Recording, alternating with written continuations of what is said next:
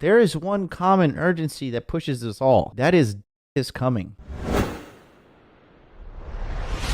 I'm sorry to the religious members of my community, but at the same time, I'm not sorry. From what I've deduced, there is no God. There is no heaven. There is no afterlife. There is eternal black nothingness coming for all of us. And no amount of money you make, no amount of you no amount of Louis Vuitton shoes or bags or whatever you got is going to save you from your inevitable coming.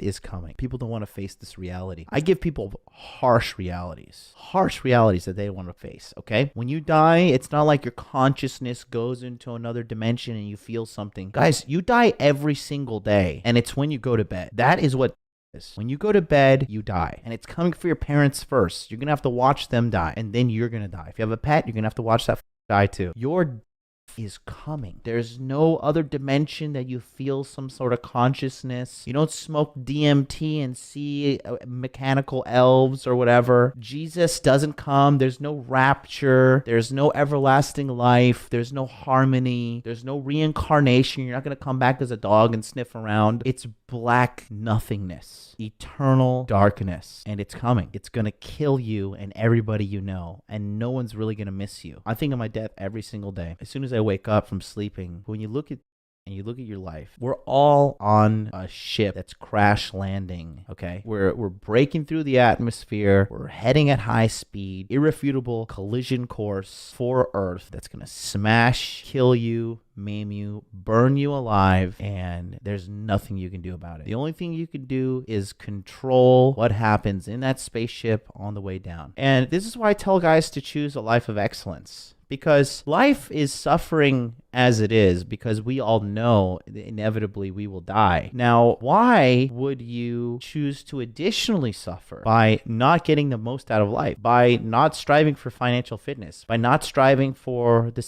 life that you want, by not striving for the physical fitness that you want? Why would you sit aside and complain and cry and whine about stuff and do all that stuff, but not work on yourself? For me, motivates me every single day. You know, I'm looking at my life now. I'm gonna be 35 in 2 weeks. Still young in the grand scheme of things, but like assuming I live to 70, my life is 50% over. No amount of YouTube subscribers, no super chats, none of that. It's going to save me. It's coming. It is coming. So I work hard. But you can't make big things happen if you have no urgency in your life. You have no dedication. You have no diligence. You can't just go through life being wayward. Wayward means you're just walking around and you have no rhyme or reason to anything you do. I mean, a lot of guys, they just sleepwalk through life. They just wake up, like smoke some what are my goals? Now I'm going to watch Rick and Morty. I'm going to watch some porn. Now I'm going to eat some pizza. Oh, there's that girl I like, but I'm just a fat slob, you know, whatever. I'll just go smoke some, go to your job you hate. There's my boss called me loser again. I'm not a loser, man. You know, I won that trophy one time when I was little. It's me small, but you know, I can do big things, but you know, dad keeps on telling me I'm a loser. Keep on telling my dreams aren't going to work. That guy, the barber, tells me I can't do my dreams. That's what the average guy's life goes through. He kind of just whimpers and rolls over. But not me. When life handed me a sandwich to eat, I opened that sandwich and I smeared it in life's face, and then I punched life right in his covered face, and I said, "F you, F everything. If I'm gonna have to die, then you are going to give me the life that I want, or I'm going to take it with force." And that's exactly what masculinity is. Masculinity is looking life in the eye, and life says, you cannot. Society says,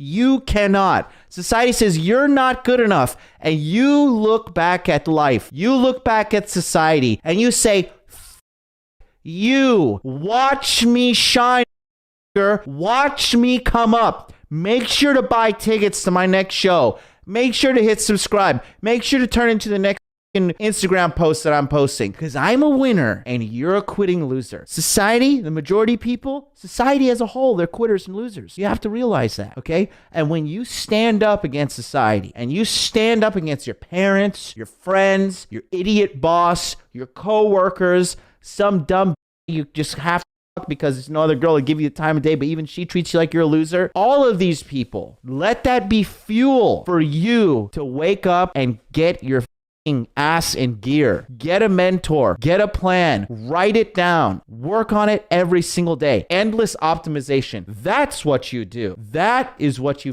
do. That is how you're going to come back and make your life, your dream come true. Get ready for society to tell you it's not worth your chance. You can't do it. Get ready to tell them. Get ready to every excuse come here. I can't do it because I'm black. I can't do it because I'm Asian. I can't do it because I'm white if you're living out in Asia like me. I can't do it because I'm Indian. I can't do it because I have dark circles under my eyes because I'm starting to go bald here just a little bit. I can't do it because I'm not physically fit enough. I'm not smart enough. I don't have a college degree. Whatever.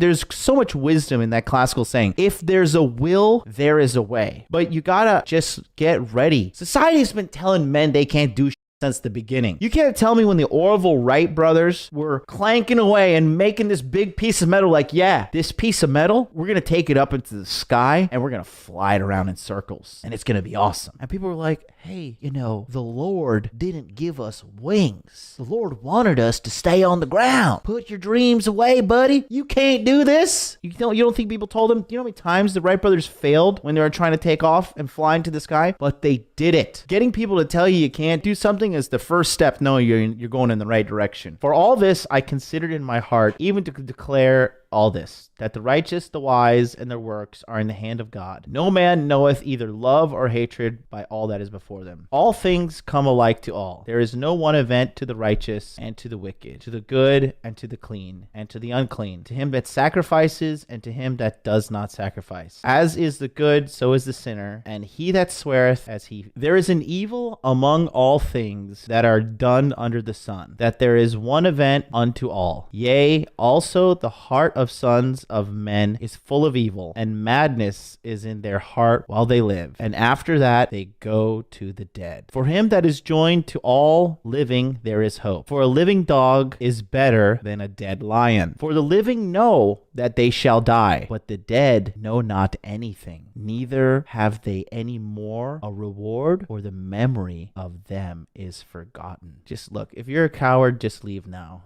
If you want to go and delude yourself with some negative, some feel happy shit, just get out now. For the living know that they shall die, but the dead know not anything, neither have they any more a reward, for the memory of them is forgotten. People are going to forget you. You're not that important. None of you are. And that's okay. Use that. Verse 7, go thy way, eat thy bread with joy, and drink thy wine with a merry heart. For God now accepteth thy work. Let thy garments always be white, and let thy head lack no ointment. Live joyfully with the wife whom thou lovest all of the days of life, of the life of thy vanity, which he hath given thee under the sun, all of the days of thy vanity. For it is thy portion in this life and in this labor which thou taketh under the sun. Whatsoever thy hand findeth to do, do it with thy might. There is no work, nor device, nor knowledge, nor wisdom in the grave whither thou goest. I returned and saw under the sun that the race is not the swift, nor the battle to the strong, neither yet bread to the wise, nor yet riches to men of understanding, nor yet favor to men of skill, but time and chance happeneth to them all. You see that? You could walk out your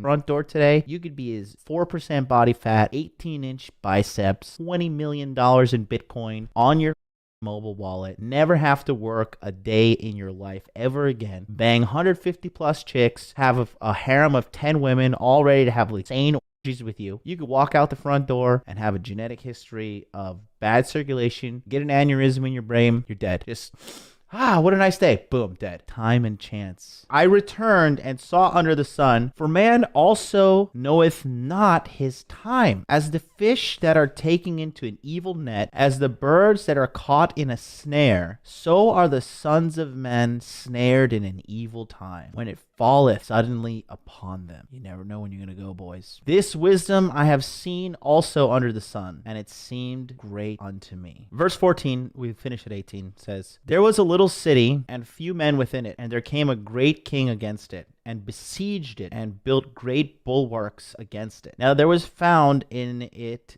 a poor wise man, and he by his wisdom delivered the city. Yet no man remembered the poor man. Then I said, wisdom is better than strength. Nevertheless, the poor man's wisdom is despised, and his words are not heard. The words of wise men are heard in quiet more than the cry of him that ruleth among fools. Wisdom is better than weapons of war, but one sinner destroyeth much good. I want to go back to that again. I want to read this one again. Pay attention here. Wisdom is better than strength. Nevertheless, the poor man's wisdom is despised, and his words are not heard. Ancient wisdom being applied to us today in this modern time. And guys, let's be honest here. It's the best time to be alive. I'm living the dream. Do you know there's more self-made multimillionaires now than ever in American history? Do you guys know that? Do you know it's easier than ever to get the dating life that you want, to get rich as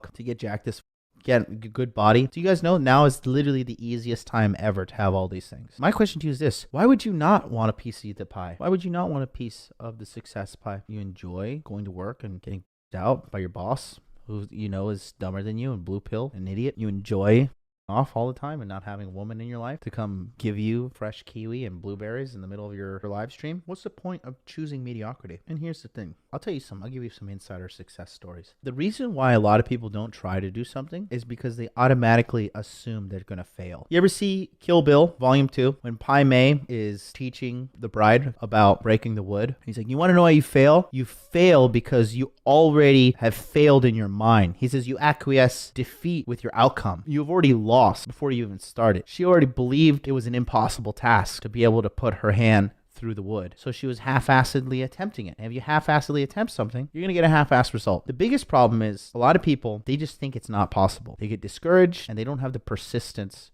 to see it through.